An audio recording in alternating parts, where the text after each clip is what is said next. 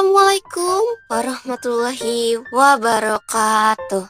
Halo semuanya, selamat datang di video pembelajaran tentang dampak sosial informatika. Beberapa menit ke depan, kita akan menemani kalian untuk mempelajari tentang dampak sosial informatika. Ayo teman-teman, sediakan alat tulis kalian untuk mencatat materi-materi yang akan kami sampaikan.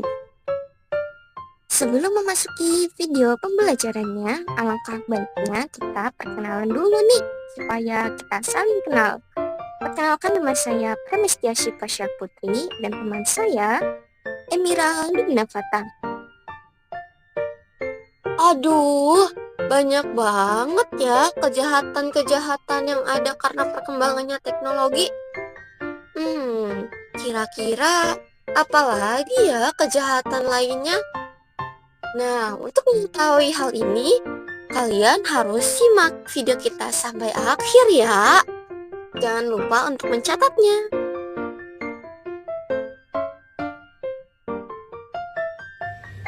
Mari kita bahas yang A dulu ya, yaitu keamanan data dan informasi. Keamanan data dan informasi terbagi menjadi dua, yaitu kejahatan di dunia digital dan kerawanan dunia digital. Untuk kejahatan di dunia digital, aku akan menjelaskan evolusi dari peretasan. Peretasan dibagi menjadi 3 era, yaitu era 1, 2, dan 3. Era 1 dimulai dari tahun 1960 hingga tahun 1970. Saat itu orang-orang masih sangat awal dalam pemrograman hingga disebut era yang positif. Saat era 2 dimulai dari tahun 1970 hingga tahun 1990, orang-orang sudah mulai melakukan peretasan untuk mencari data orang lain, sehingga disebut era negatif. Yang terakhir ada era 3 yang dimulai sejak tahun 1990 hingga sekarang.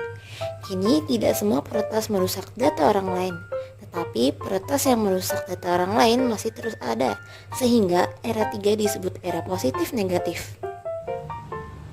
Selanjutnya adalah perkakas dan peretasan. Nah, perkakas ini memiliki 2 jenis, yaitu malware dan metode. Malware adalah perangkat lunak berbahaya yang dirancang untuk merusak, mengeksploitasi, atau mencuri data. Yang termasuk malware adalah spyware untuk memata-matai perangkat pengguna, ransomware untuk memblokir akses pengguna kemudian memeras mereka, Trojan horse yang awalnya diam dan menempel pada software lain, lalu setelah beberapa waktu barulah malware tersebut aktif dan merusak sistem. Kemudian ada virus yang menyebar melalui perantara baik software maupun hardware untuk merusak sistem informasi orang lain. Dan yang terakhir ada worm yang menyebar di jaringan komputer kemudian langsung menyebar. Untuk yang metode sendiri, ada rekayasa sosial dengan mengelabui korbannya dengan akun palsu, farming dengan cara mencuri IP address lalu masuk ke dalam sistem domain name yang kemudian mengarahkan korbannya ke website lain. Terakhir adalah phishing yang mengaku sebagai instansi resmi kemudian mengarahkan korbannya untuk memberikan data penting mereka. Yang kedua adalah kerawanan dunia digital. Kerawanan dunia digital dibagi menjadi 3. Aku akan membahas yang pertama, yaitu kerawanan pada sistem operasi. Proses update sistem operasi menyebabkan file sistem operasi menjadi tambal sulam dan menimbulkan celah yang dapat dimasuki oleh peretas. Yang kedua adalah kerawanan di internet. Ketika kita browsing atau mendownload file menggunakan internet, maka peretas akan dengan mudah menempelkan virus atau melakukan phishing, farming, dan lain-lain. Yang ketiga adalah kerawanan pada sifat manusia atau Internet of Things. Sifat manusia yang selalu berinovasi menciptakan aplikasi modern dapat dimanfaatkan oleh peretas.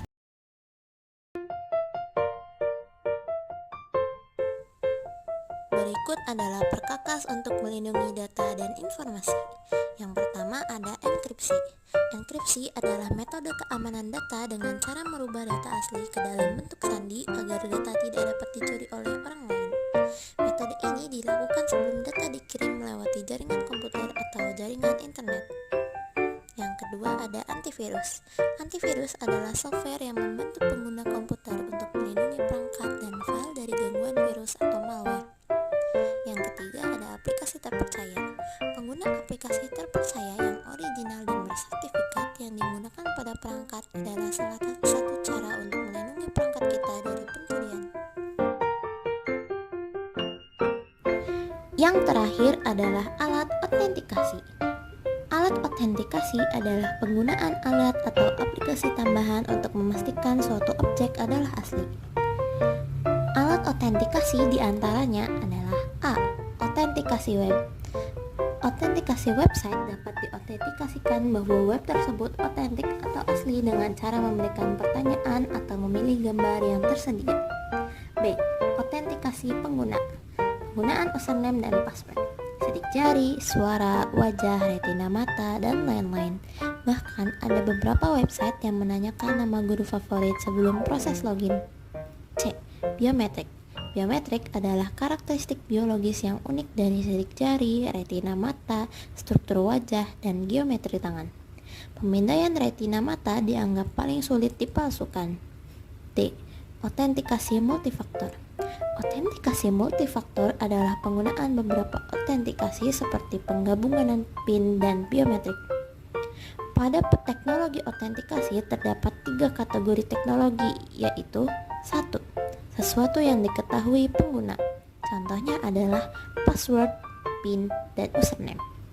2. Sesuatu tentang diri pengguna. Contohnya adalah suara, sidik jari, dan retina. 3. Sesuatu yang dimiliki pengguna seperti kartu ATM atau HP. Yang terakhir, meningkatkan keamanan informasi. Cara untuk meningkatkan keamanan informasi yaitu yang pertama, penggunaan fitur keamanan pada sistem operasi. Sistem operasi biasanya menyediakan fitur Windows Security untuk keamanan data seperti account protection, device security, dan masih banyak lainnya. Yang kedua, penggunaan fitur keamanan pada Pramban. Fitur keamanan yang penting kita lakukan saat berkoneksi internet, yaitu yang pertama, periksalah alamat situs. Pastikan alamat situs benar dan kita tidak masuk ke alamat situs yang salah. Yang kedua, yakinkan simbol keamanan. Penggunaan protokol HTTPS yang tampak dengan simbol gembok pada address bar dan dari web yang kita akses. HTTPS menggunakan Transport Layer Security atau Secure Package Layer yang melakukan proses enkripsi. Yang ketiga, lakukan pembaruan berkala pada browser atau Pramban. Lakukan update browser secara berkala ya. Kemudian yang ketiga, pelacakan pada Pramban atau browser. Data riwayat saat kita browsing tersimpan pada cookie yang terdapat pada browser yang kita gunakan. Cookie akan memetakan kebiasaan pengguna saat berinternet dan juga dapat digunakan oleh pengiklan untuk menampilkan iklan barang yang kita sukai. Yang keempat, bagaimana cookie bekerja?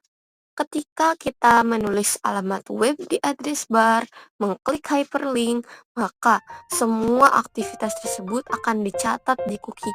Dan cookie juga dapat menyimpan informasi spesifik dari situs web yang kita kunjungi.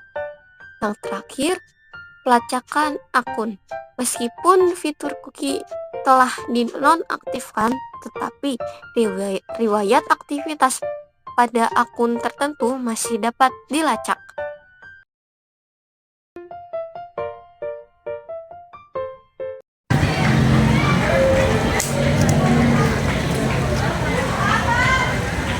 Hai, gimana video pembelajarannya? Apakah kalian sudah mengerti? Kalau kalian belum mengerti, kalian bisa bertanya di kolom komentar ya.